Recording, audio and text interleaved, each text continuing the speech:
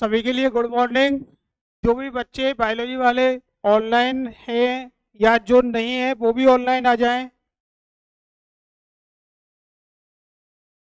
वो लगा दूं इसमें।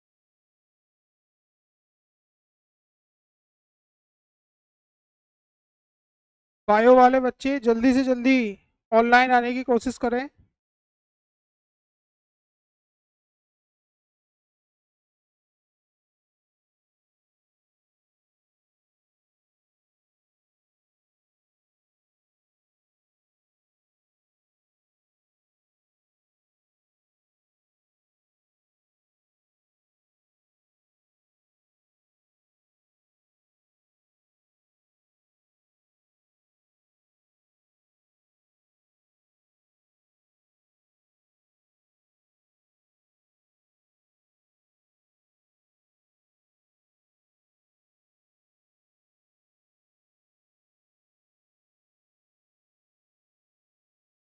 तो देखो, जो कल हम लोग चल रहे थे अलैंगिक जनन के प्रकारों पे।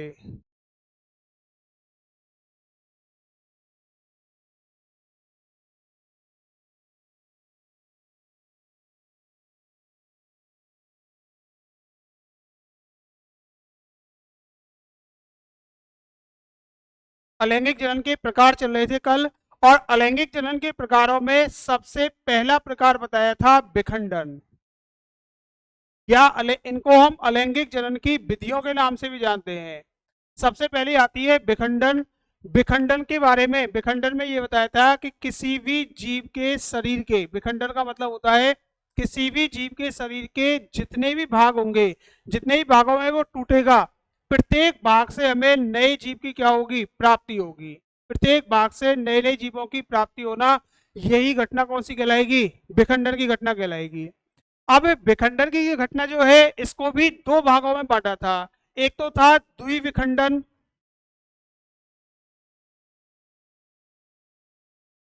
और एक था बहुविखंडन।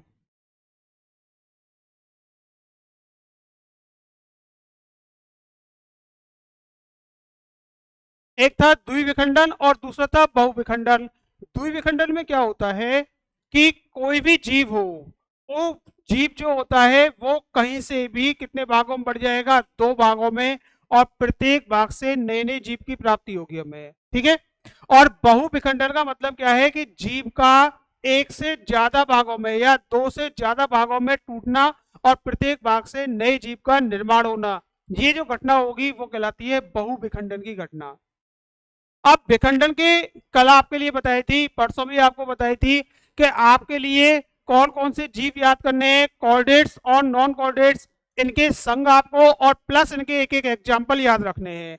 तो विखंडन की जो घटना होती है, विखंडन की घटना का एग्जाम्पल जो है वो केवल एक याद रखना है कि ये घटना जो होती है वो प्रोटिस्टा के अंदर होती है।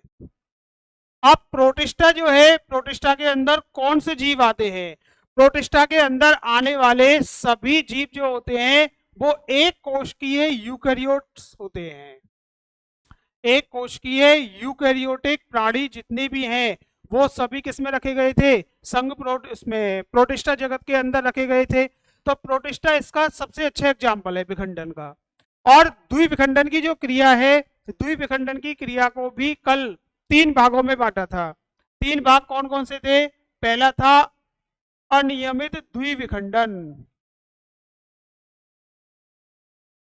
दूसरा था अनुप्रस्थ द्विविखंडन, और तीसरा था लंबवत या अनुदैर्ध्य द्विविखंडन। ये तीन बताए थे। अनियमित द्विविखंडन इसका सबसे बेस्ट एग्जाम्पल था अमीबा। अनुप्रस्थ इसका सबसे अच्छा एग्जाम्पल था पैरामीशियम।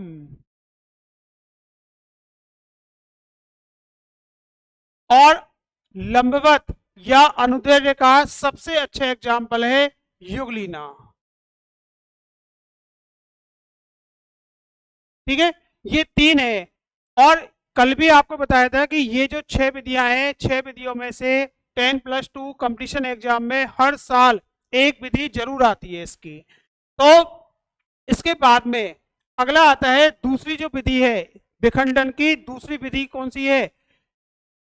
बहुविखंडन। पहला तो हो गया द्विविखंडन, आज हम देख रहे हैं बहुविखंडन से।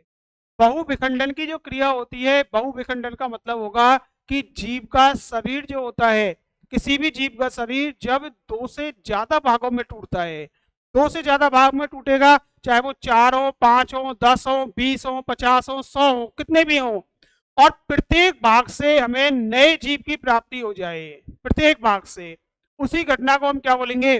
बहुविखंडन की घटना बोलेंगे। तो बहुविखंडन की जो घटना होती है ये भी किसमें होगी? एक कोश की है, यूकैरियोट्स के अंदर अर्थात प्रोटिस्टा जगत के जीवों के अंदर होगी, और सबसे अच्छा एग्जाम्पल है इसका प्लाज्मोडियम।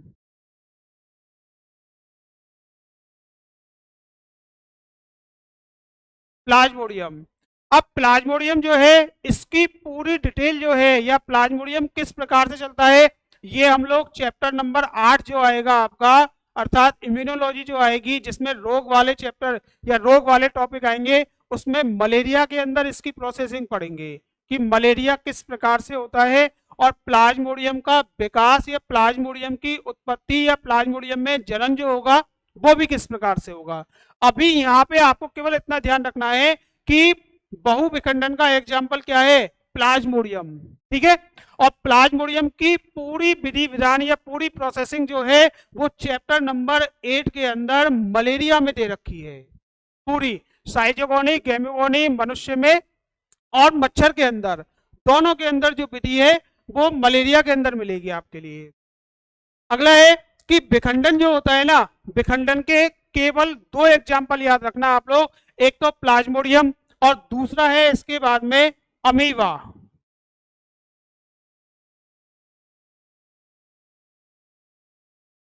अमीबा देखो सामान्य तौर पे क्या होता है कि विखंडन की जो विधि होती है, कल भी आपने देखी होगी जिन जिन्हें क्लास ली थी, विखंडन की जो विधि होती है वो सामान्यतया अनुकूल परिस्थितियों में होगी, सामान्यतया अनुकूल परिस्थितियों में होगी।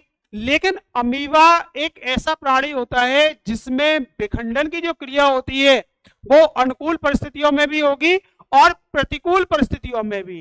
अर्थात यदि द्विविखंडन की क्रिया होगी अमीबा के अंदर, द्विविखंडन की क्रिया, ये तो हमेशा कौन सी परिस्थितियों में होगी? अनुकूल परिस्थितियों में होगी द्विविखंडन। लेकिन अमीबा में यदि बहुविखंडन की क्रिया हो तो बहुविखंडन की क्रिया प्रतिकूल परिस्थितियों में होती है। अब अनुकूल और प्रतिकूल परिस्थितियां जानते होंगे क्या होती हैं? अनुकूल और प्रतिकूल परिस्थितियां कि जब किसी जीव के लिए जल की, भोजन की और आवास की, जल, भोजन, आवास, इनकी क्या हो? प्रचुरता हो, इनकी मात्रा काफी सारी हो, भरपूर मात्रा हो, तो इसको हम क्या बोलते हैं? उस जीव की अनुकूल परिस्थितियां बोलते हैं। और जब इनकी कमी हो जाए तो कमी होने पे ये परिस्थितियां कौन सी होंगी? उस जीव की प्रतिकूल परिस्थितियां होंगी, ठीक है। ये अनुकूल और प्रतिकूल शब्द काफी जगह आते चलेंगे जीवों के संदर्भ में।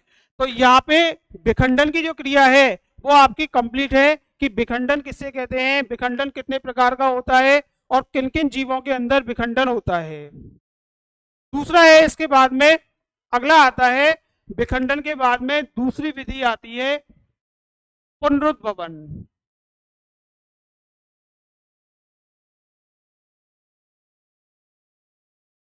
या इसको बोलते हैं रीजेनरेशन।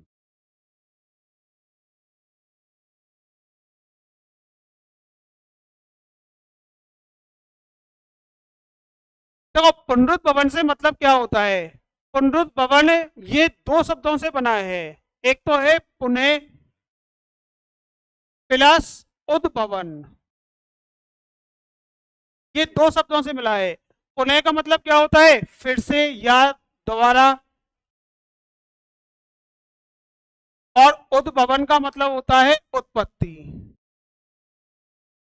ये मतलब होता है कि किसी भी जीव का, जैसे कोई भी जीव है हमारे पास, ये कोई जीव है, किसी भी जीव के शरीर के किसी भी कटे हुए भाग से, जैसे शरीर का ये वाला भाग कट गया, किसी भी जीव के शरीर का ये वाला भाग कट गया। तो किसी भी कटे हुए, चाहे ये वाला भाग हो, चाहे ये वाला भाग हो, चाहे यहां से कट गया हो, कहीं से भी कटा हो, सजीव के शरीर के किसी भी कटे हुए भाग से यदि नए जीव का निर्माण होता हो, किसी भी कटे हुए भाग से, तो उसी घटना को हम क्या बोलते हैं? पुनरुद्भवन के नाम से जानते हैं। वैसे पुनरुद्भवन का नाम क्या होता है? फिर से उत्पत्ति होना है या फिर से उत्पन्न होना, ये मतलब होता है। अब पुनरुद्भवन की परिभाषा जो है ना, पुनरुद्भवन को देखो हम 3 प्रकार से व्यक्त करते हैं। 3 प्रकार से, कौन कौन से? पहला है कि किसी भी जीव के शरीर का कोई भी कटा हुआ भाग हो, कोई भी कहीं से भी कटा हुआ भाग हो, उस कटे हुए भाग से नए जीव की प्राप्ति होना, पहली घटना तो ये पुनरुद्भवन कहलाएगी। दूसरी घटना कौन सी होती है? कि सजीव के शरीर का कोई भी भाग, मान के चलना ये वाला भाग कट गया, ठीक है, ये भाग कट गया, तो इस कटे हुए भाग, यहां पे ये वाला भाग, जैसे ये वाला भाग यहां से कट गया, तो कटने के बाद में ये कटा हुआ भाग जो होगा ना,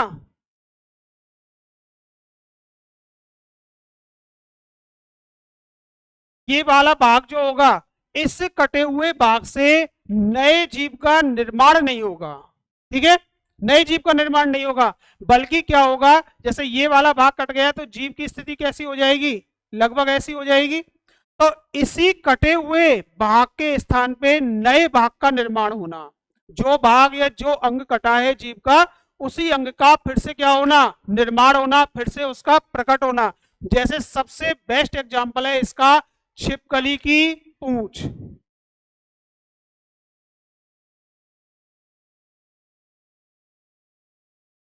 देखी होगी ये चीज तो, कि छिपकली पूंछ जब कट जाएगी ना, तो कटी हुई पूंछ से नई छिपकली का निर्माण नहीं होगा, बल्कि क्या होगा? उसी कटे हुए स्थान पे किसका? नई पूंछ का निर्माण हो जाएगा। ये दूसरी घटना हो गई। तीसरा पुनरुद्भवन किसे कहते हैं? कि जीव है, जीव के शरीर का कोई भी कटा हुआ भाग हो, जीव के शरीर का मान के चलना ये वाला भाग कट गया यहाँ पे, अब कट गया तो इसकी स्थिति कैसी होगी? लगभग इस प्रकार की होगी, लगभग इस प्रकार की होगी। तो इस, ना तो इस कटे हुए भाग से नए जीव का निर्माण होगा, पहली बात, और ना ही इस अंग का दोबारा से क्या होगा? निर्माण होगा, बल्कि क्या होगा? यहाँ पे जो घाव बनेगा ना, उसी घाव की क्या होगी? पूर्ति होगी। उसी को हम क्या बोलते हैं? पुनरुद्भवन के नाम से जानते हैं। ये 3 प्रकार से पुनरुद्भवन होता है, 3 प्रकार की घटनाएं होती हैं। जैसे हमारी, मान के चलना, कोई भी हमारी उंगली कट जाए या हमारे शरीर में कोई भी घाव बन जाए, तो उन घावों के, या हमारी जैसे उंगली कट गई, तो उंगली कटने पे हमारी नई उंगली नहीं आएगी, या हमारा हाथ पैर कहीं से भी कोई भी चीज कट जाए, तो ना तो हाथ पैर से नए मनुष्य का निर्माण होगा, ना ही दोबारा से नए हाथ पैर आएंगे हमारे। तो केवल क्या होगा? कटे हुए स्थान पे जो घाव बनेगा, उसी घाव की क्या होगी? भरपाई होगी। केवल घाव भरने का ही काम होता है। ये घटना भी क्या कहलाती है? पुनरुद्भवन कहलाती है। तो पुनरुद्भवन 3 प्रकार से होता है। एक तो जीव के शरीर के जितने भी कटे हुए भाग हैं, उन कटे हुए भागों से नए नए जीव का निर्माण होना, ये पुनरुद्भवन। दूसरा, जीव के शरीर का कोई भी अंग या कोई भी भाग कट जाए, तो उस कटे हुए स्थान पे नए अंग का निर्माण होना, फिर से दोबारा से उस अंग का निर्माण होना। और तीसरा, जीव के शरीर का कोई भी भाग कट जाए, तो उस कटे हुए भाग से नए जीव का निर्माण ना होके केवल क्या होना? केवल और केवल घाव की क्या होना? पूर्ति होना। यही घटना पुनरुद्भवन कहलाएगी, ठीक है। अब यहां ध्यान ये देना कि हम लोग पुनरुद्भवन की जो घटना है ना, इस पुनरुद्भवन की घटना को किसके संदर्भ में पढ़ रहे हैं? किसके संदर्भ में पढ़ रहे हैं? अलैंगिक जनन के संदर्भ में पढ़ रहे हैं। अलैंगिक जनन की विधियों में जो शामिल की है पुनरुद्भवन। तो पुनरुद्भवन का अब ये बताना कि इन तीनों परिभाषाओं में से, या इन तीनों पॉइंटों में से कौन सा पॉइंट अलैंगिक जनन के संदर्भ में जाएगा? पहला वाला जाएगा, या दूसरा वाला जाएगा, या तीसरा वाला जाएगा? जो बच्चे ऑनलाइन हैं वो एक बार कमेंट्स करके बताना कि अलैंगिक जनन के संदर्भ में हम पहले पॉइंट को लेके चलेंगे, या दूसरे को लेके चलेंगे, या तीसरे को लेके चलेंगे।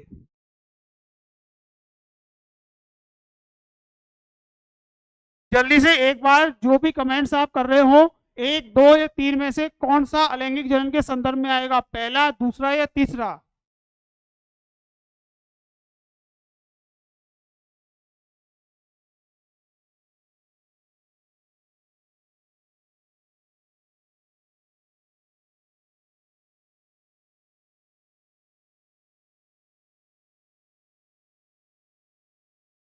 कौन सा होगा इनमें से? पुनरुद्भवन की घटना तीन प्रकार से होती है, ये तीनों प्रकार आपके लिए बता दिए। तो अलैंगिक जनन के लिए इनमें से कौन सी घटना को शामिल करेंगे, पहले नंबर की या दूसरे की या तीसरे नंबर की? कौन सी होगी बताओ? देखो, जनन का मतलब क्या होता है? जनन का मतलब होता है नए जीव का निर्माण होना। तो यहाँ इन तीनों घटनाओं में से पहली, दूसरी, तीसरी में से ऐसी कौन सी घटना है जिसमें नए जीव का निर्माण हो रहा है? पहली घटना होती है ना, तो यहाँ पे हम पहली वाली घटना को ही पढ़ के चलेंगे। ठीक है? तो पुनरुद्भवन की घटना जो है, पुनरुद्भवन की घटना फिर से देखना एक बार, कि जीव के शरीर का कटा हुआ कोई भी भाग हो, चाहे एक भाग हो, दो हो, 10 हो, 20 हो, 50 हो, कितने भी हो, उन प्रत्येक भाग से नए जीव का क्या हो जाना? निर्माण हो जाना। ये घटना कौन सी कहलाती है? पुनरुद्भवन की घटना, जो अलैंगिक जनन के संदर्भ में होती है। ठीक है? अच्छा, अब ये बताना कि ऐसा कौन सा जीव है जिसका शरीर छिद्र युक्त होता है? किस संघ के जीवों का शरीर छिद्र युक्त होगा? जो आपने लास्ट ईयर 11th क्लास में चैप्टर नंबर 4 में पढ़ा होगा। कौन सा ऐसा जीव है, या किस संघ के जीव होते हैं? हाँ, कोशिश करो। ऐसा कौन सा? ये पहली, हाँ, संघ पॉरीफेरा। पहली क्लास में भी आपके लिए बताया था कि आपके लिए संघों के नाम याद रखने हैं। तो संघ पॉरीफेरा के जो सदस्य होते हैं, अर्थात जिसके अंदर स्पंज आती हैं, स्पंज, स्पंजों के अंदर पुनरुद्भवन की घटना सबसे ज्यादा पाई जाती है। प्रकृति के अंदर, सभी ध्यान से सुनना, प्रकृति के अंदर पुनरुद्भवन की घटना सबसे ज्यादा किसमें मिलेगी? स्पंजों के अंदर पाई जाती है। और ये बोर्ड में पूछा गया सवाल भी था, एक नंबर में ये क्वेश्चन पूछा था, एक बार आया था कि सबसे ज्यादा या सर्वाधिक पुनरुद्भवन की क्षमता किन जीवों में पाई जाती है? केवल एक शब्द में आंसर है, किसके अंदर? स्पंजों के अंदर। ठीक है? अच्छा, ये तो हो गई पुनरुद्भवन की। आप लोगों ने जलकुंभी देखी है क्या? पानी में उगने वाली जलकुंभी देखिए, जलकुंभी। तो जलकुंभी जो होती है पानी में, जल में पाई जाती है। वैज्ञानिकों का ये दावा है कि जलकुंभी का जो एक पादप होता है ना, जलकुंभी के एक पादप के यदि हम छोटे छोटे टुकड़े कर दें, तो छोटे छोटे टुकड़े करने पे एक पादप से लगभग 800 से अधिक पादप प्राप्त किए जा सकते हैं। ठीक है? ये वैज्ञानिकों का अनुमान है कि जलकुंभी के अंदर भी पुनरुद्भवन की क्षमता इतनी होती है कि एक पादप के यदि हम टुकड़े कर दें, कई सारे हजारों टुकड़े करें, तो लगभग 800 से अधिक हमें जलकुंभी के नए पादप की हमें प्राप्ति हो जाएगी। क्योंकि तो प्रत्येक कटा हुआ भाग जो होगा ना, वो नए नए पादप का क्या करेगा? निर्माण करेगा। क्लियर है यहां तक? अच्छा, इसके बाद में अगला आता है,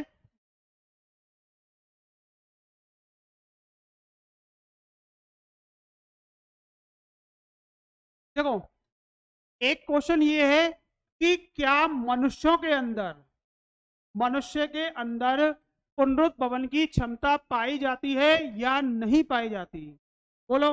मानव के अंदर पुनरुद्भवन की क्षमता, जो बच्चे ऑनलाइन हैं वो एक बार यस या नो में आंसर दे देना कि मानव के अंदर पुनरुद्भवन की क्षमता मिलती है या नहीं मिलती है।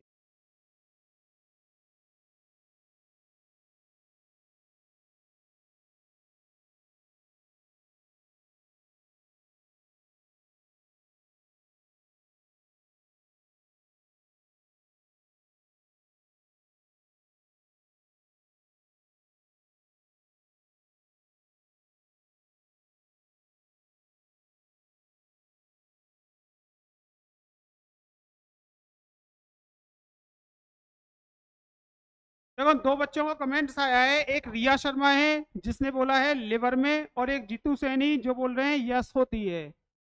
तो मानव के अंदर पुनरुत्भवन की क्षमता जो होती है वो पाई जाती है, मानव के अंदर पुनरुत्भवन की क्षमता मिलती है। तो पुनरुत्भवन में आपके लिए तीन प्रकार से बताया था पुनरुत्भवन। जो बच्चे 12th पास करेंगे वो लोग बीएससी में भी इसके बारे में पढ़ेंगे, पुनरुत्भवन के बारे में अलग से वहाँ टॉपिक है। मानव के अंदर भी पुनरुत्भवन की क्षमता मिलती है, अभी बताया था ना।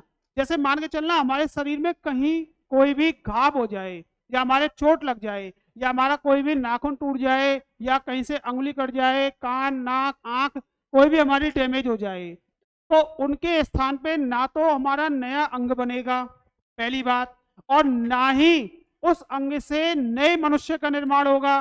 केवल क्या होगा, जैसे मेरी उंगली कट गई, तो उंगली कटने पे ना तो नई उंगली आएगी, ना इस उंगली से मेरे जैसे नए जीव का निर्माण होगा, बल्कि क्या होगा, कुछ दिन के बाद में ये कटे हुए स्थान पे क्या बन जाएगा, घाव जो होगा वो भरेगा, बस। तो मनुष्य के अंदर ये घटना जो मिलती है वो केवल और केवल घाव के भरने तक ही सीमित होती है, ठीक है। तो मानव के अंदर या स्तनधारी प्राणी जो होते हैं उनके अंदर पुनरुत्भवन की क्षमता पाई जाती है, और वो केवल और केवल घाव के भरने तक ही सीमित होती है, ठीक है। शरीर के अंदर कोई भी ऑर्गन्स हो, उनमें भी यदि हमारे कोई भी घाव हो जाए, जैसे अभी वर्तमान समय में कोरोना चल रहा है, और कोरोना के बारे में आपको पता है, आप लोगों ने सुना होगा कि हमारे फेफड़े जो हैं, फेफड़ों में इन्फेक्शन हो रहा है, फेफड़ों में संक्रमण की संभावना है, और फेफड़ों में संक्रमण होने से फेफड़े जो हैं वो काफी मात्रा में क्या हो रहे हैं, डैमेज हो रहे हैं, काफी मात्रा में हमारी वायु कुक्षिकाएं नष्ट हो रही हैं।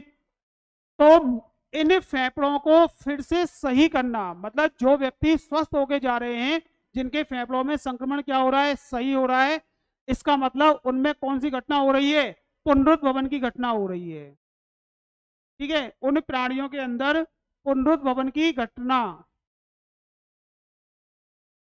पुनरुत्भवन की घटना हो रही है, अर्थात केवल जो घाव बने हैं वो घाव ही क्या हो रहे हैं, ठीक हो रहे हैं। तो शायद पुनरुत्भवन सबके समझ में आ गया होगा। यदि किसी बच्चे के नहीं आया हो समझ में, तो एक बार कमेंट्स करके बता देना, विखंडन में और पुनरुत्भवन में यदि कोई भी पॉइंट समझ में नहीं आ रहा हो तो एक बार क्लियर कर देना। इसके बाद में अगला तीसरी विधि आती है मुकुलन।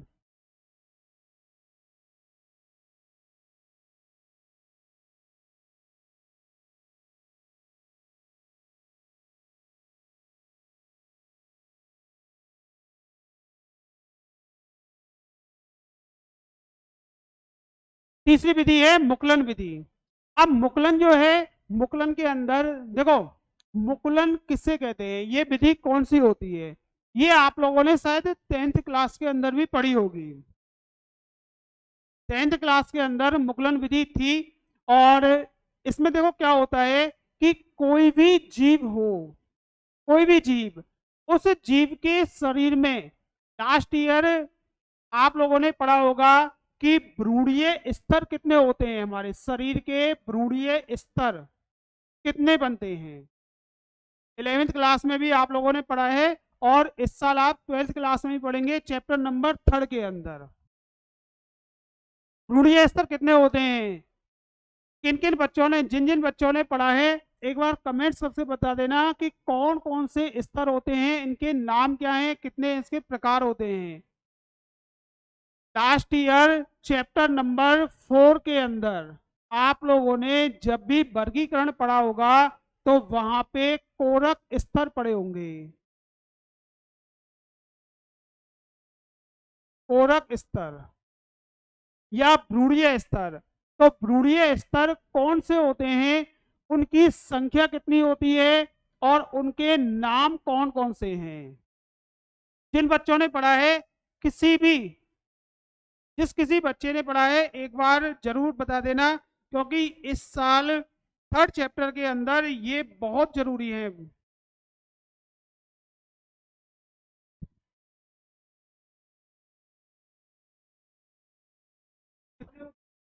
तुम लोगों ने पढ़ा था। चैप्टर नंबर 4 की जब आप लोगों ने शुरुआत करी होगी तो वहां पे वर्गीकरण के कुछ बेसिक पॉइंट पढ़े होंगे। देह गुहा पढ़ी होगी, खंडी भवन आपने पढ़ा है, वहां पे सम्मिति पढ़ी है, तो वहां कहीं ना कहीं भ्रूणीय स्तर या कोरक स्तर भी आपने पढ़े होंगे। तो कोरक स्तरों की संख्या कितनी होती है, आपको केवल इनकी संख्या बतानी है, किसी का भी नहीं है।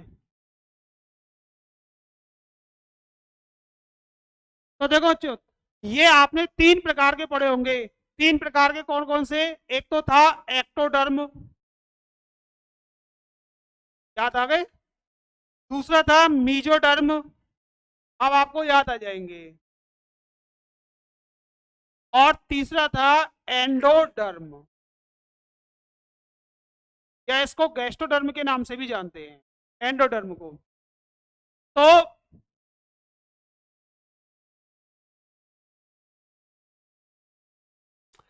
मुकुलन किसे कहते हैं, ध्यान से सुनना, कि कोई भी जीव है हमारे पास, उस जीव के शरीर में कहीं से भी एक्स वाई जेड, यहां से यहां से यहां से कहीं से भी उस जीव के शरीर में किसी उभार नुमा संरचना का निर्माण हो।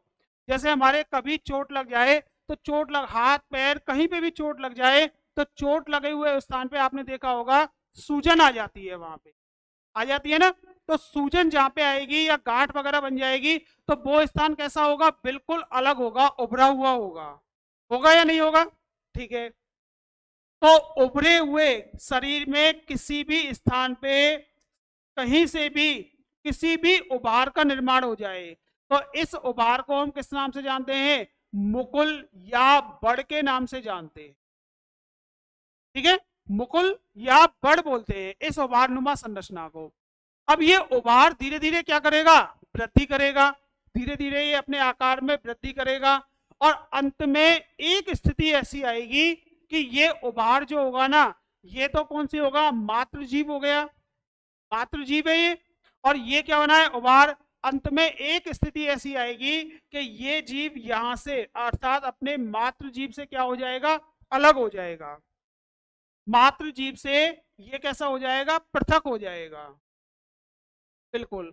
और पृथक होके ये क्या करेगा, स्वतंत्र रूप से जीवन यापन व्यतीत करने लगेगा। शायद आ गया वो समझ में कि किसी भी जीव के शरीर में कहीं से कोई भी उभार बने और वो उभार जो है ना वो वृद्धि करके और अंत में अपने मातृ जीव से क्या हो जाए, पृथक हो जाए। और पृथक होने के बाद में वो स्वतंत्र रूप से क्या करे, जीवन यापन व्यतीत करे। और यही घटना जो होती है, इसी घटना को हम क्या बोलते हैं, मुकुलन। बनने वाला जो उभार होता है ना, इस उभार को तो हम क्या बोलते हैं, बड़ या मुकुल के नाम से जानते हैं। और इस उभार का अपने मातृ जीव से क्या होना, अलग होना और स्वतंत्र जीवन यापन व्यतीत करना, ये घटना ही क्या कहलाती है, मुकुलन कहलाती है। ये घटना मुकुलन कहलाएगी। आगे समझ में सबके शायद आगे होगी कि मुकुलन की घटना कौन सी होती है। अब सुनो, मुकुलन जो है ना, मुकुलन को 2 भागों में बांटा है। 2 भाग कौन कौन से हैं? पहला है एक्सटर्नल बर्डिंग,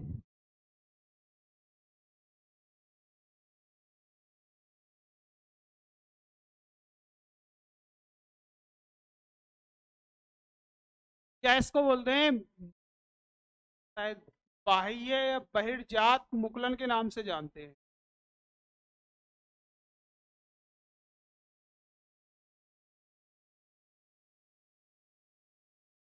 और दूसरा है इंटरनल बर्डिंग।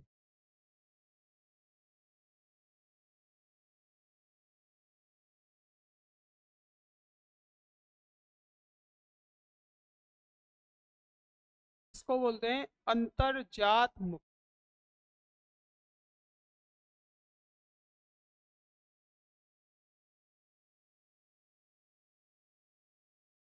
ठीक है, ये 2 प्रकार का होता है, एक्सटर्नल बर्डिंग और इंटरनल बर्डिंग।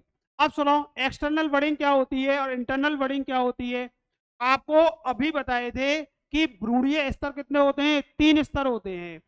यदि मान के चलना कि उभार नुमा संरचना उभारनुमा संरचना यदि किससे बने, एक्टोडर्म से बने। ध्यान से सुन लेना सभी, यदि उभार का निर्माण या जो वड़ होता है या मुकुल होता है, इस मुकुल का निर्माण किससे हो, एक्टोडर्म की कोशिकाओं से हो, तब इसको क्या बोलते हैं हम लोग, बाह्य मुकुलन के नाम से जानते हैं।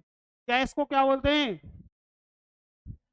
एक्सटर्नल बडिंग के नाम से जानते हैं, अर्थात एक्टोडर्म की कोशिकाओं से उभार का निर्माण हो। ठीक है। दूसरा, इंटरनल बडिंग किसे कहते हैं, इंटरनल बडिंग कहते हैं कि यदि एंडोडर्म की कोशिकाओं से, मतलब शरीर के अंदर वाले स्तर की कोशिकाओं से यदि मुकुल का निर्माण हो तो उसको क्या बोलेंगे, इंटरनल बडिंग के नाम से जानेंगे। क्लियर हो गई। एक्सटर्नल बडिंग या बहिर्जात, नाम से मालूम पड़ रही है, बहिर्जात बाह्य मुकुलन अर्थात शरीर के बाहरी स्तर से, मतलब एक्टोडर्म से किसका निर्माण हो, मुकुल का निर्माण हो, मुकुल का निर्माण हो, तो ही इसको क्या बोलेंगे, बहिर्जात मुकुलन। और यदि शरीर के अंदर से किसका निर्माण हो, किसका हो, मुकुल का निर्माण हो, तो उसको क्या बोलेंगे, इंटरनल बडिंग के नाम से जानते हैं। क्लियर है यहां तक, सबके आगे समझ में। अब यहां पे इनके एग्जाम्पल सुनना कौन से हैं। इसका एग्जाम्पल है स्पंज, ठीक, और इंटरनल बडिंग इसका एग्जाम्पल है स्पंज। अर्थात स्पंजों के अंदर क्या होती है, इंटरनल बडिंग और एक्सटर्नल बडिंग दोनों ही प्रकार की घटना होती है। आगे समझ में। इसके अलावा एक्सटर्नल बडिंग जो होती है वो किसके अंदर मिलती है, हाइड्रा के अंदर भी पाई जाती है। अब बोर्ड में कई बार इनके क्वेश्चन आए हुए हैं, चाहे वो राजस्थान बोर्ड हो, चाहे वो सीबीएसई बोर्ड हो, या किसी भी स्टेट की बोर्ड हो, उनमें मुकुलन से संबंधित क्वेश्चन हर 2 या 3 साल में रिपीट होते हैं, हर 2-3 साल के अंदर। अब कौन कौन से क्वेश्चन है या क्वेश्चन कैसे आते हैं वो देखना है। सबसे पहले हम देख रहे हैं हाइड्रा के अंदर मुकुलन की घटना, हाइड्रा में मुकुलन।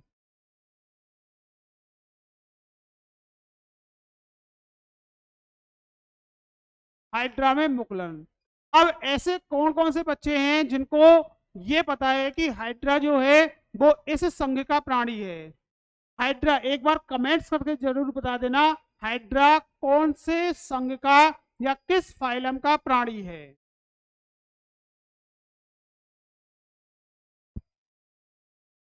किस संघ का प्राणी है।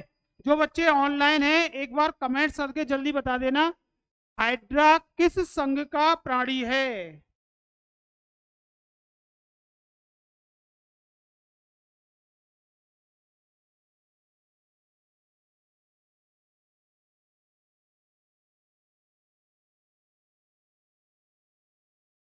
जिनको नहीं पता वो भी एक बार बता देना, नहीं मालूम तो आप लोग लिख दिया करो कि नहीं पता।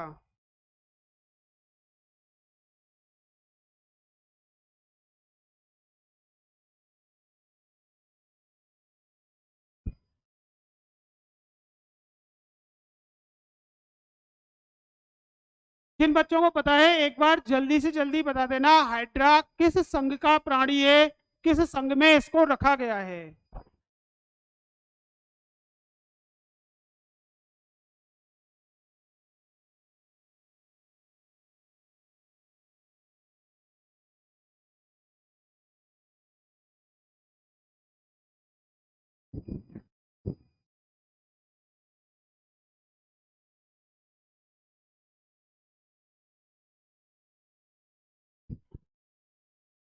हाइड्रा जो है वो संघ सिलेंडेटा का प्राणी होता है, और सिलेंडेटा संघ के प्राणी जो हैं वो आपने लास्ट ईयर 2 प्रकार के पढ़े होंगे, एक तो पॉलिप और दूसरे पढ़े थे आपने मेड्यूसा। ठीक है, एक तो बेलनाकार अवस्था वाले और एक छत्रक या छत्रीनुमा अवस्था वाले आपने पढ़े थे। तो हाइड्रा जो होता है, हाइड्रा का शरीर कैसा होता है, बेलनाकार होता है। हाइड्रा का शरीर बेलनाकार मिलेगा और इसके शरीर के ऊपर क्या मिलते हैं, स्पर्शक पाए जाते हैं। और हाइड्रा जो होता है, इस हाइड्रा में अंदर की ओर एक गुहा पाई जाती है जिसको हम सीलेंट्रॉन गुहा के नाम से जानते हैं। ये जो गुहा होती है, जठर गुहा होती है, इसी को हम सीलेंट्रॉन गुहा बोलते हैं। और सीलेंट्रॉन जिस प्राणी के अंदर मिलेगी, उस प्राणी को वैज्ञानिकों ने क्या किया था, संघ सीलेंटेटा में रख दिया था। ठीक है, तो सीलेंटेटा नाम इसलिए दिया था क्योंकि इन प्राणियों में सीलेंट्रॉन नाम की ये क्या होती है, गुहा होती है। तो सीलेंट्रॉन गुहा के नाम के ऊपर ही इनको सीलेंटेटा बोलते हैं। दूसरा, इस संघ के जंतुओं को हम नाइडेरिया,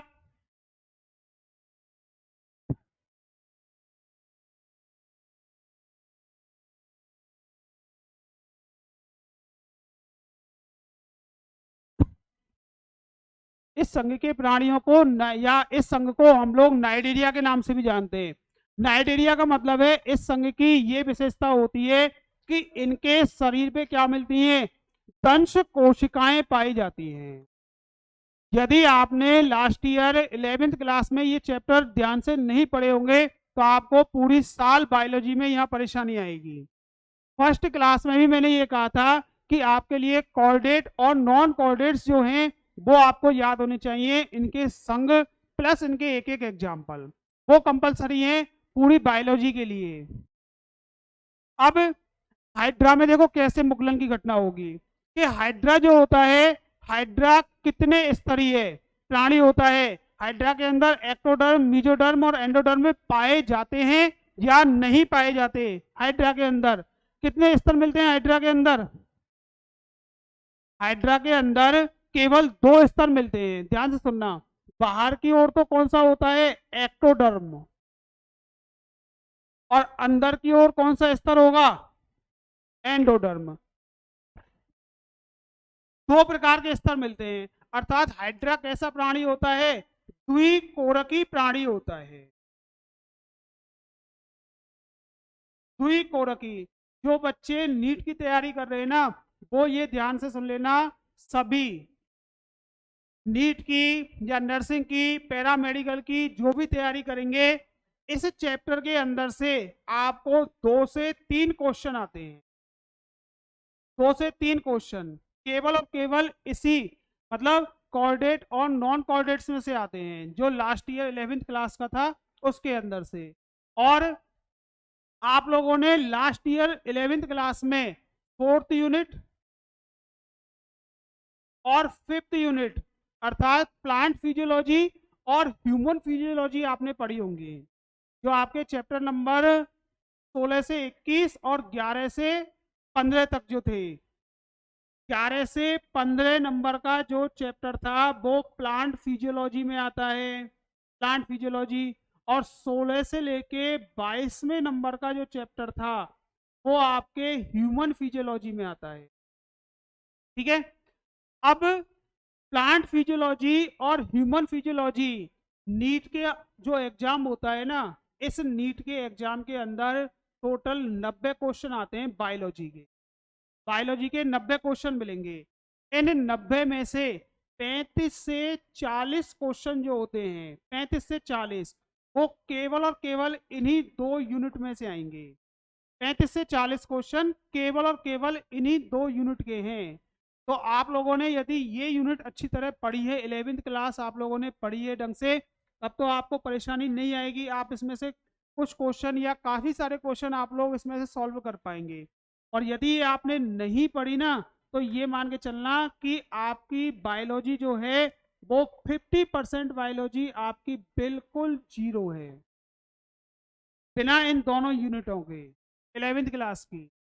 अब ये आप लोग देखना कि आप लोगों ने वहाँ क्या पढ़ा है क्या नहीं पढ़ा। मैंने तो आपको बता दिया, किसी भी साल के एग्जाम के पेपर, किसी भी बायोलॉजी से संबंधित किसी भी एग्जाम को उठा के आप देख लेना, आपको इनमें से क्वेश्चन जरूर मिलेंगे। और नीट में तो 35 से 40 क्वेश्चन आपके लिए मिलेंगे, पैरामेडिकल के भी आपके लिए मिलेंगे। ठीक है, तो इन पे विशेष ध्यान देना आप लोग। ये पढ़े थे क्या, ह्यूमन और प्लांट? अब हाइड्रा की हम लोग बात कर रहे हैं।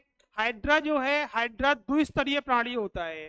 अब देखो हाइड्रा में कैसे मुगलन की घटना होगी, ये बोर्ड में आ भी सकते हैं, आने लायक क्वेश्चन हो रहे हैं, ये बहुत अच्छे क्वेश्चन है।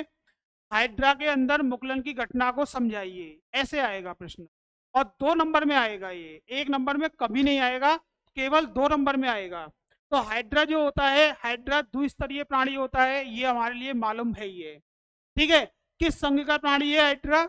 सीलेंटेटा या नाइडेरिया संघ का प्राणी है, ठीक। अब हाइड्रा में क्या होता है कि एंडोडर्म, ये वाला जो एंडोडर्म है,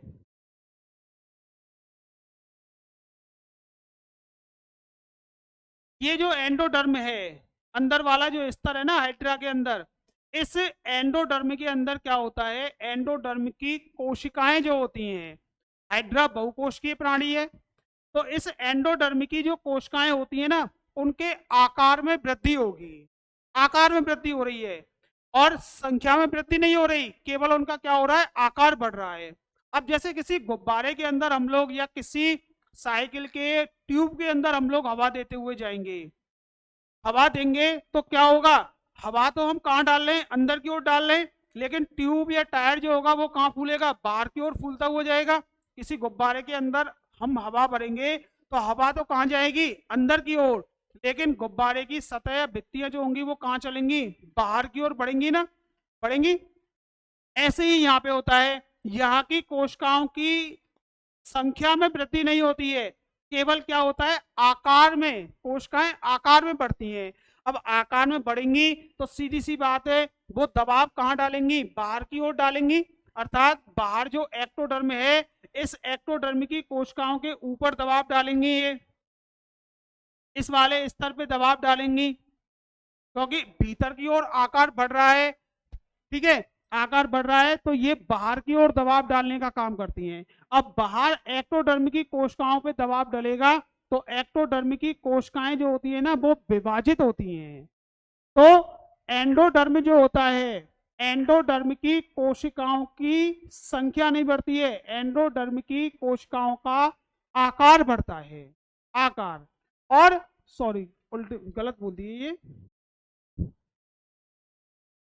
एंडोडर्म की कोशिकाएं जो होती हैं, एंडोडर्मल सेल्स जो होती हैं, इनके तो आकार में वृद्धि होगी, और एक्टोडर्म जो होता है, एक्टोडर्मल सेल जो होती हैं या एक्टोडर्म की कोशिकाएं जो होती हैं, इन कोशिकाओं के अंदर क्या होगी, संख्या में वृद्धि होगी,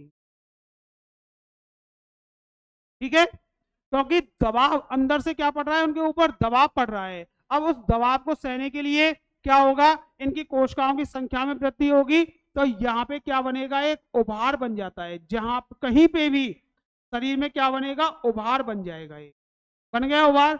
इसी उभार को हम क्या बोलते हैं, बड़ या मुकुल के नाम से जानते हैं, इस उभार को मुकुल या बड़ के नाम से जानेंगे, ठीक है, किसी को परेशानी नहीं है।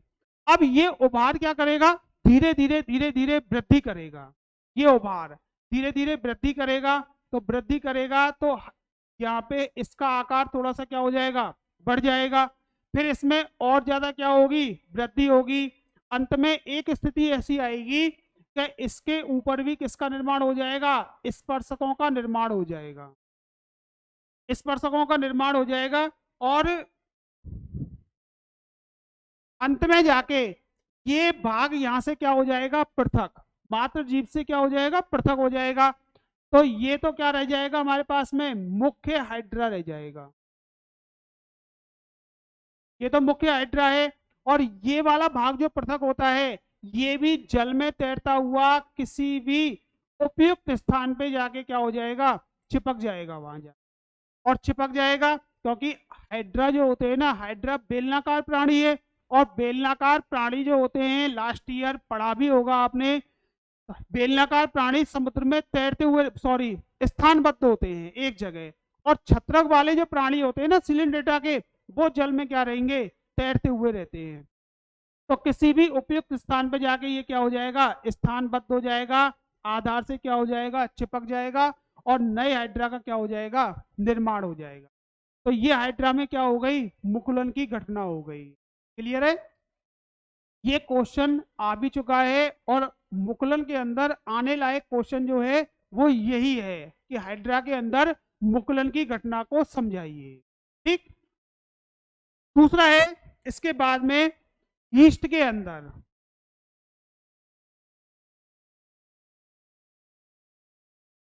ईस्ट ये कवक होती है, कवक। अच्छा, कवक जो होती है, कवक को सामान्य तौर पे कवक जो होती हैं वो बहुकोशिकीय होती हैं, बहुकोशिकीय होंगी। लेकिन यहाँ पे यीस्ट जो होती है ना, ये कवक का क्या है, एक अपवाद है। अर्थात ये कवक जो होती है ना वो एक कोशिकीय कवक होती है।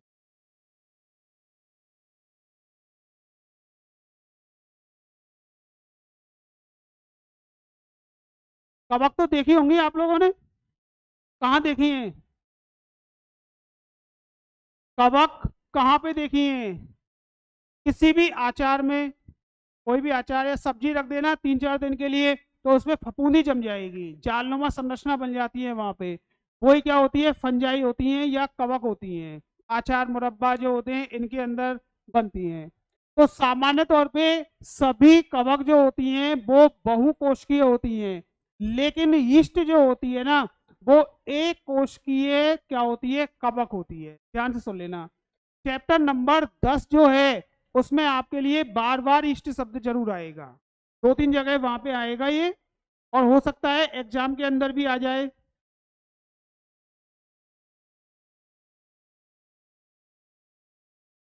तो एक कोशिकीय कवक होती है, ईस्ट का नाम होता है सैकेरोमाइसिस सेरेवेसी के नाम से इसको जानते हैं। अब देखो, एक कोशिकीय कवक है, ये एक कोशिकीय कवक हो गई ईस्ट। ठीक।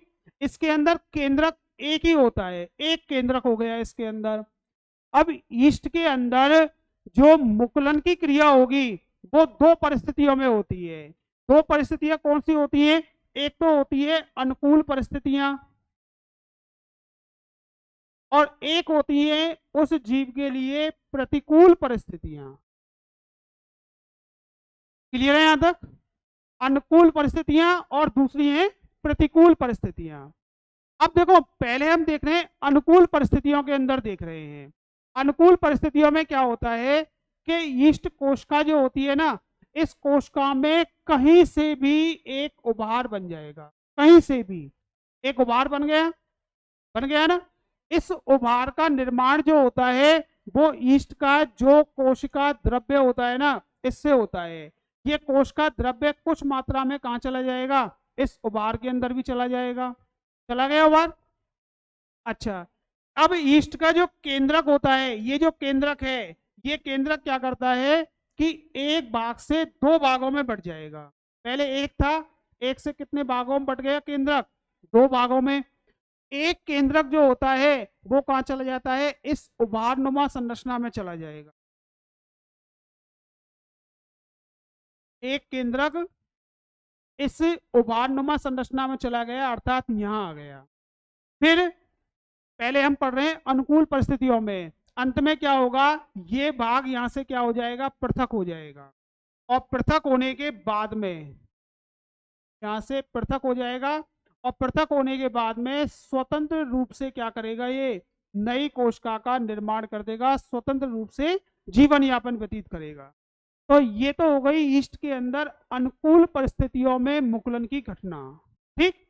ये विखंडन की नहीं है। विखंडन में तो क्या होता है, ईस्ट का कहीं ना कहीं से क्या हो जाता है, विखंडन हो जाता है दो या दो से अधिक भागों में। यहाँ तो क्या बनी है, एक उभारनुमा संरचना बनी है, एक मुकुल का निर्माण हुआ है। दूसरा है प्रतिकूल परिस्थितियों में। अब देखो, प्रतिकूल परिस्थितियों में कैसे होता है कि ईस्ट कोशिका जो होती है ना, इस ईस्ट कोशिका के अंदर एक उभार बनता है, कहीं से भी एक उभार बना, और इसका केंद्रक जो होता है वो एक से कितने भागों में बढ़ जाएगा, दो भागों में। केंद्रक जो होता है वो एक से दो भागों में बढ़ गया, बिल्कुल अनुकूल परिस्थितियों की तरह ही। एक केंद्रक जो होता है, एक केंद्रक दोनों में से, वो केंद्रक क्या होगा, इस मात्र कोशिका से निकल के कहां पहुंचेगा, इस उभारनुमा संरचना में पहुंच जाएगा। किसी भी एक केंद्रक को यहाँ पहुंचाना है, ये पहुंच गया यहाँ पे। अब अनुकूल देखो, अनुकूल परिस्थितियों में क्या हुआ था, कहाँ गई लाइन?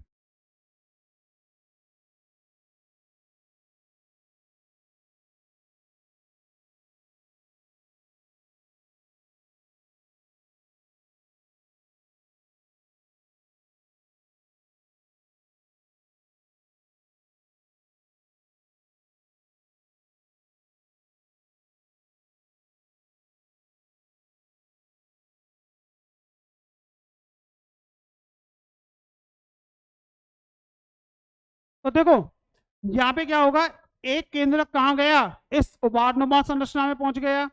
अब अनुकूल परिस्थितियों में क्या हो रहा था, ये उभारनुमा संरचना इससे पृथक हो रही थी ना।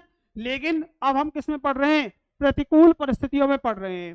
तो प्रतिकूल परिस्थितियों में क्या होता है, ये उभारनुमा संरचना जो होती है वो पृथक नहीं होती है, बल्कि क्या होता है, इस उभारनुमा संरचना से भी क्या बनता है, एक और उभार बनता है। इस उभारनुमा संरचना से भी एक और उभार बनेगा।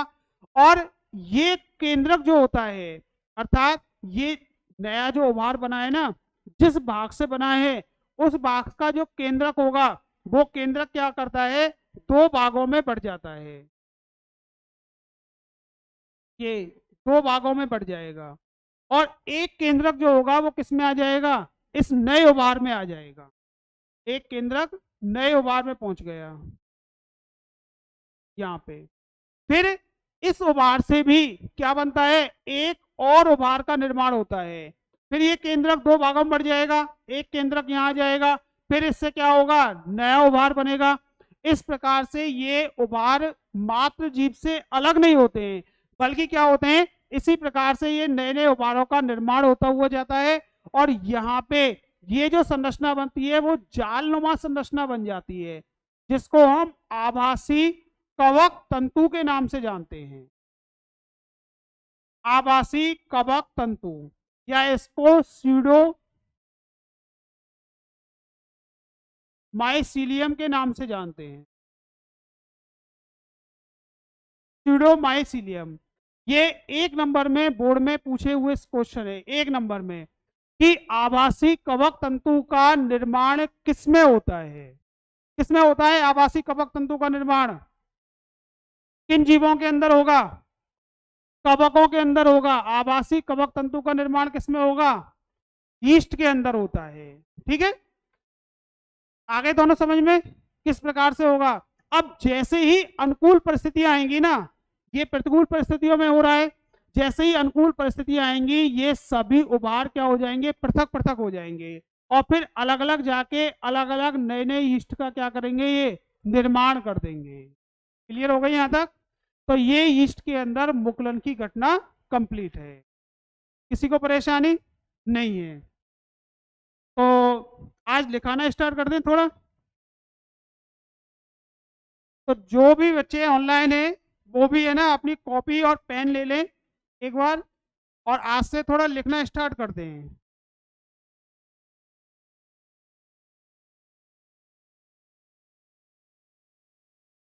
लिखना स्टार्ट कर देना। चैप्टर नंबर फर्स्ट,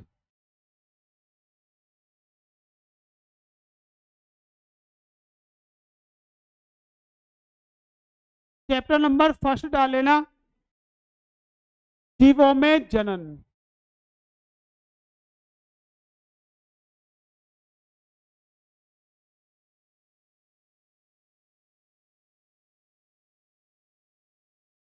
जीवों में जनन, और ये चैप्टर आपके 2 अंक का है।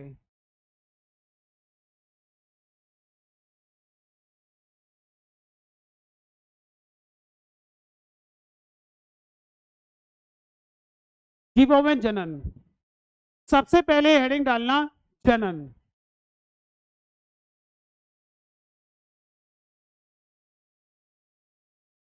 जनन हेडिंग डाल लेना, ब्रैकेट में रिप्रोडक्शन।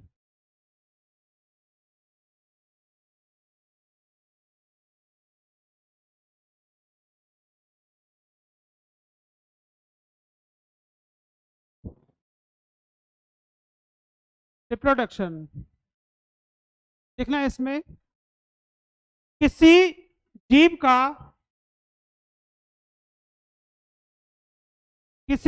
का अपने ही समान संतति उत्पन्न करने का गुण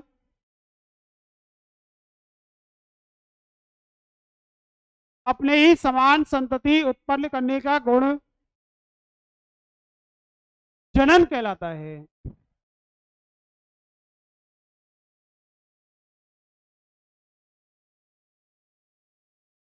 जनन कहलाता है।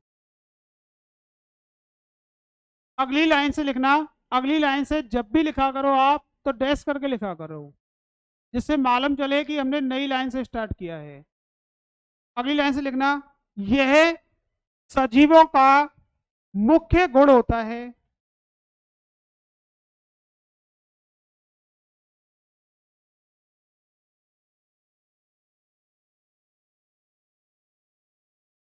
मुख्य गुण होता है। अगली लाइन से लिखना, जनन क्रिया में जो जीव भाग लेते हैं, जनन क्रिया में जो जीव भाग लेते हैं,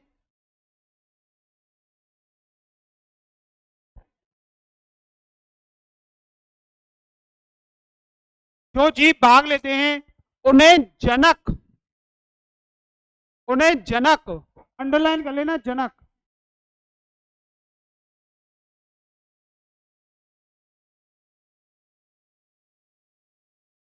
उन्हें जनक कहते हैं, उन्हें जनक कहते हैं। तथा जो जीव उत्पन्न होते हैं, तथा जो जीव उत्पन्न होते हैं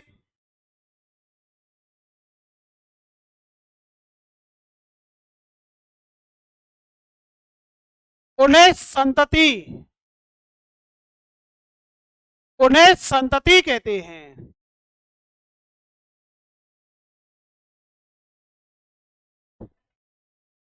उन्हें संतति कहते हैं।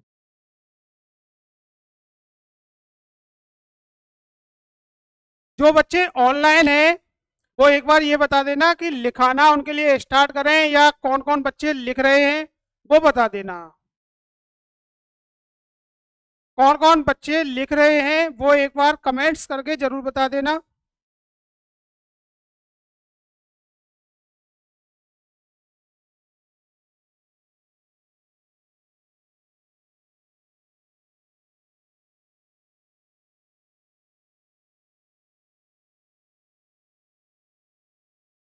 या फिर आगे समझाते हुए चलें उसकी भी लिख देना, जैसे आप लोगों चाह रहे हो वैसे बता देना।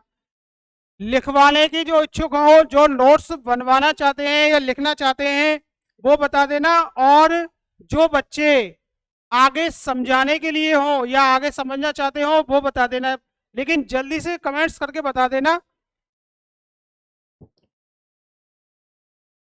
आगे लिखना।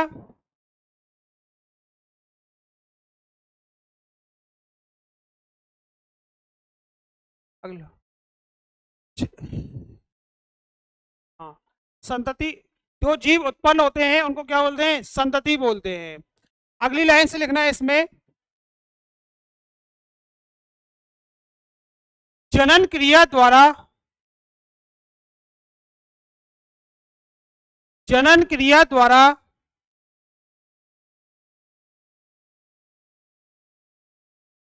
जनन क्रिया द्वारा उत्पन्न संतति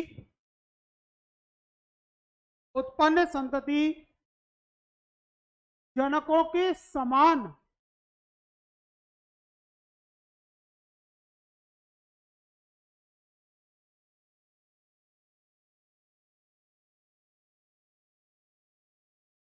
जनकों के समान अथवा जनकों से भिन्न हो सकती है। जनकों के समान अथवा जनकों से भिन्न हो सकती है।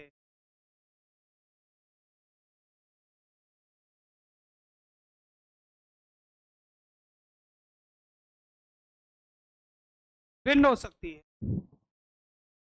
हेडिंग डालना, जनन के प्रकार। जनन के प्रकार।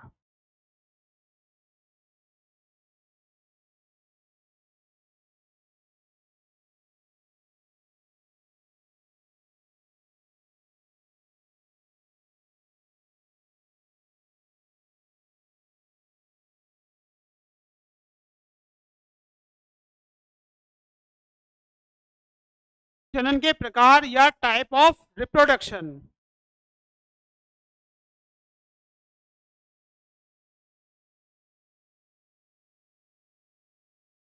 लिखना, जनन के मुख्य दो प्रकार होते हैं। जनन के मुख्य दो प्रकार होते हैं।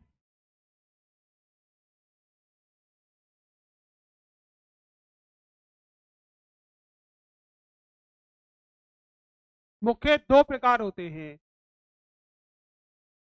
इसमें फर्स्ट हेडिंग डालना लैंगिक जनन।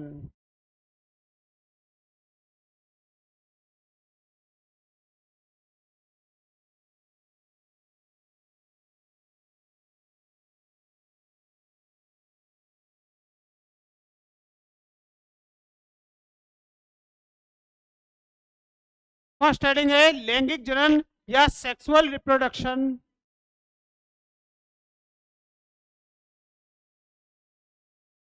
लैंगिक जनन में लिखना ऐसा जनन जिसमें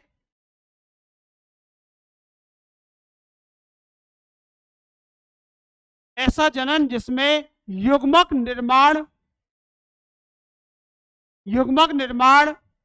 और युग्मक संलयन की क्रिया होती हो। युग्मक संलयन की क्रिया होती है।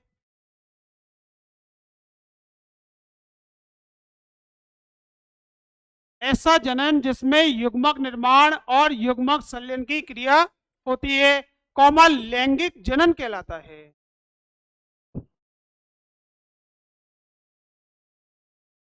लैंगिक जनन कहलाता है। अगली लाइन से लिखना डैश करके, युग्मक संलयन के पश्चात युग्मक संलयन के पश्चात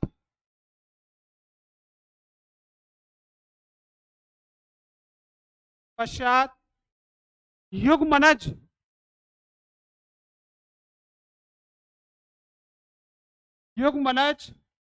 या जायगोट युग्मनज या जायगोट का निर्माण होता है। जायगोट का निर्माण होता है जो लैंगिक जनन करने वाले प्राणियों लैंगिक जनन करने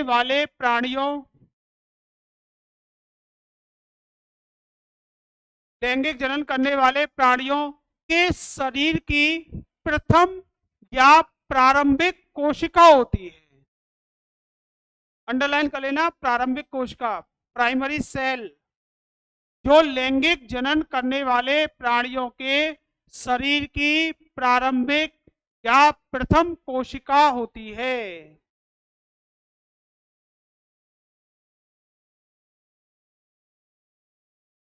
प्रथम कोशिका होती है।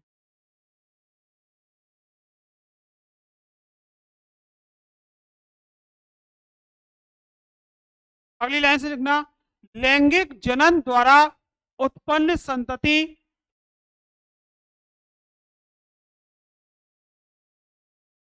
लैंगिक जनन द्वारा उत्पन्न संतति अपने माता पिता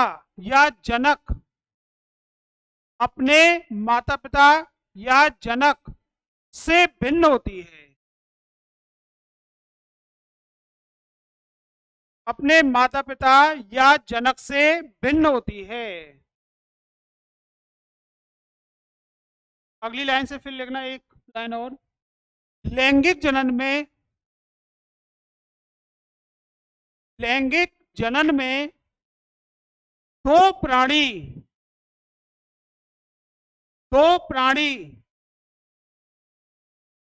और ब्रैकेट में लिख लेना नर प्लस मादा, ब्रैकेट में। लैंगिक जनन में दो प्राणी भाग लेते हैं, इसलिए इस जनन को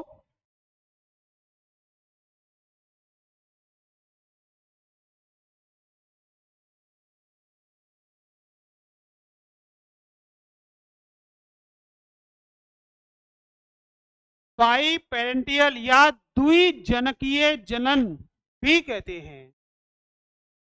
द्विजनकीय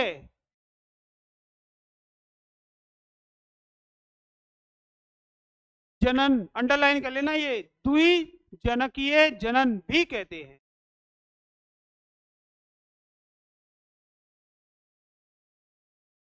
इसके बाद में दूसरी हेडिंग डालना लैंगिक जनन।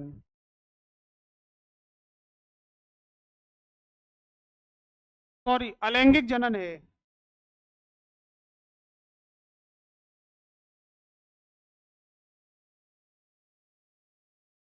अलैंगिक जनन इसको बोलते हैं एसेक्सुअल रिप्रोडक्शन।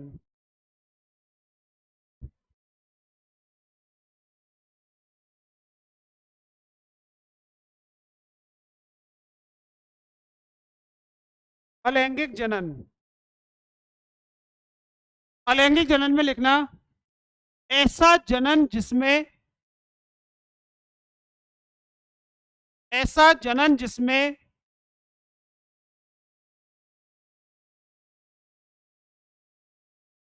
युग्मक निर्माण व युग्मक संलयन, युग्मक निर्माण व युग्मक संलयन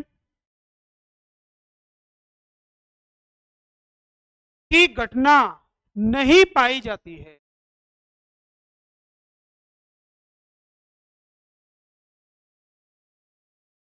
नहीं पाई जाती है। अर्थात अर्थात बिना युग्मक निर्माण, अर्थात बिना युग्मक निर्माण एवं युग्मक संलयन के, बिना युग्मक निर्माण व युग्मक संलयन के नए जीव का निर्माण होता है। नए जीव का निर्माण होता है।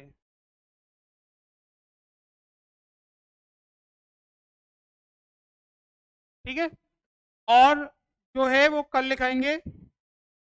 अब आपको एक चीज जरूर ध्यान रखनी है, एक तो आपके लिए जितने भी संघ हैं आपके, चाहे वो कॉर्डेट्स के हो चाहे वो नॉन कॉर्डेट्स के हो, अर्थात प्रोटोजोआ, पॉलीफेरा, सिलिंड्रेटा, इससे लेके मेमेलिया तक जितने भी जीव हैं या जितने भी संघ हैं उनके नाम और उनका कम से कम एक एक उदाहरण याद होना चाहिए।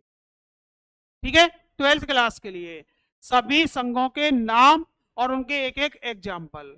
कोई जरूरी नहीं कि तुम लोग इनकी विशेषताओं को याद करके आओ, केवल इनके एग्जाम्पल और नाम याद हो गए वही काफी है। दूसरी बात कि इस चैप्टर को ध्यान से पढ़ते हुए चलना सभी, क्योंकि जब ये चैप्टर समझ में आ जाएगा तो इसी चैप्टर के ऊपर आपका दूसरा चैप्टर भी आएगा और तीसरा चैप्टर जो है वो भी इसी के ऊपर है। दूसरा चैप्टर बताया था ये 4 अंक का है और तीसरा चैप्टर आपका 3 अंक का है और 2 अंक का ये चैप्टर है। अर्थात टोटल कितने, ये मान के चलना कि इसी के ऊपर, इसी चैप्टर के ऊपर आपके 9 अंक निर्धारित हैं। और 9 अंक का मतलब है कि आपकी 12th क्लास में सीधे सीधे 2% बनना 9 नंबर में। ठीक है, तो 2%, यदि ये नहीं आया ना समझ में तो दूसरे चैप्टर में और तीसरे चैप्टर में आपको काफी परेशानी आएगी समझने के लिए। तो जो भी बच्चे ऑनलाइन हैं उनके कांटेक्ट में, तुम्हारे कांटेक्ट में जो भी बच्चे हैं साइंस वाले, उनसे भी आप ये कह देना कि यदि उनकी कहीं क्लासेस नहीं चल रही हो, ऑनलाइन क्लास वो बच्चे लेना चाहते हो, तो स्कूल की साइट पे आके या नवीन यूट्यूब पे नवीन सबोध पब्लिक स्कूल के नाम से वो सर्च करके वो लोग इन वीडियो को देख सकते हैं। ठीक है, समझ में आपके नहीं आ रही हो तो आप स्कूल के नंबर पे कॉल करके बता दें या कमेंट्स में आप अपने कमेंट्स लिख देना कि सर हमारे ये टॉपिक या ये लाइन हमारे या ये वाला शब्द हमारी समझ में नहीं आया, उसे आप एक बार समझा दें। अगले दिन आते ही सबसे पहले आपकी प्रॉब्लम सॉल्व होगी और आपके पास में ये जो समय है ना वो बहुत अच्छा है। ये एक तरह से मौके पे चौका मारने वाली बात है। घर में ही है, घर में रहो, आराम से पढ़ाई के लिए टाइम निकालो आपके लिए सबसे अच्छा फायदा है कि आपके लिए नोट्स भी आपके तैयार होते हुए जा रहे हैं। दूसरी बात यह है कि यदि कहीं पे कोई भी चीज आपके समझ में नहीं आई है या आप भूल गए हो तो आपके पास में वीडियो अवेलेबल रहेगी। उस वीडियो में जाके आप दोबारा से क्या उस वीडियो को या उस टॉपिक को आप लोग देख सकते हैं। जितनी बार आपके मन में आ रही है आप उतनी बार उनको देख सकते हैं यहाँ पे। तो इन चीज़ों पे आप विशेष ध्यान देना और जितने भी आपके साथी हैं, जितने भी आपके फ्रेंड हैं या आपके कांटेक्ट में हैं, एक बार उनसे आप जरूर कह लेना। कोई इसका चार्ज नहीं है। चार्ज सबसे अच्छी बात तो ये है, चार्ज नहीं है। आप जब मन में आए जब आप इसको देख सकते हो, ठीक है। और सबसे अच्छी बात है आप घर में ही हो, जितना हो सके उतना टाइम आप अपनी स्टडी के लिए निकालो, क्योंकि स्कूल चालू हो जाएंगे उसके बाद में आप लोग इतना टाइम नहीं निकाल पाओगे। स्कूल जब आपके स्टार्ट हो जाते हैं तो कम से कम आप ये लगा लेना 8 घंटे तो आपके स्कूल के ही खराब हो जाएंगे, आने जाने प्लस स्कूल के अंदर। उसके अलावा फिर आप परेशान भी होंगे, 2-3 घंटे आपको आराम भी चाहिए, सोने के लिए टाइम। अब आपके लिए सबसे अच्छा फायदा है घर में आप बैठ के, लेट के, सो के, जहां आपके मन में आ रही है वहां बैठ के इनको देखो, कहीं भी पढ़ो, ठीक है। तो बस यही कहना है मेरा कि जितना जल्दी हो सके उतना जल्दी स्कूल से जुड़ने की कोशिश करो। समझो, समझ में आए, अच्छा लगे आपके लिए तो आप आगे बढ़ो। और जब तक लॉकडाउन है तब तक आप क्लास का भी आनंद लो और घर में ही रहना, ताकि इस संक्रमण से आप लोग बच सको। ठीक है, धन्यवाद।